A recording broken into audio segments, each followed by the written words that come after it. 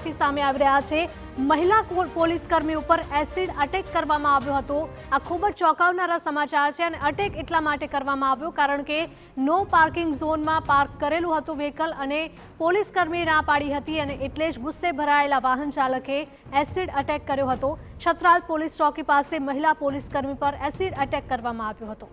વાહન નો પાર્કિંગમાં હોવાનું કહેતા આરોપીએ એસિડ ફેંક્યું હતું। ઘાયલ મહિલા પોલીસકર્મીને ગાંધીનગર સિવિલમાં ખસેડવામાં આવી। પોલીસે તાત્કાલિક આરોપીને ઝડપી આગળની કાર્યવાહી હાથ ધરી છે।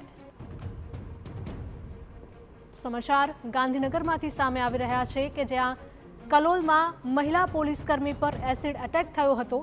છત્રાલ પોલીસ ચોકી પાસે મહિલા પોલીસકર્મી પર એસિડ અટેક કરવામાં આવ્યો। વાહન નો પાર્કિંગમાં હોવાનું કહેતા આરોપીએ એસિડ ફેંક્યું હતું। ઘાયલ મહિલા પોલીસકર્મીને તાત્કાલિક ગાંધીનગર સિવિલમાં ખસેડવામાં આવી છે જ્યાં તેની સારવાર ચાલી રહી છે। પોલીસે તાત્કાલિક આરોપીને ઝડપી આગળની કાર્યવાહી હાથ ધરી છે। સંવાદદાતા હિમાંશુ જોડાયા છે વધુ માહિતી સાથે। હિમાંશુ, કલોલની આ ઘટના છે, મહિલા પોલીસકર્મી પર એસિડ અટેક થયો છે।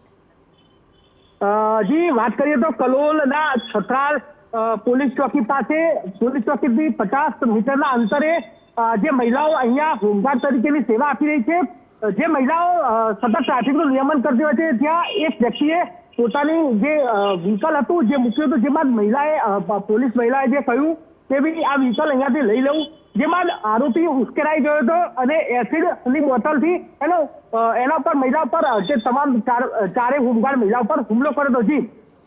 જી હિમાંશુ, માહિતી બદલ આપનો આભાર।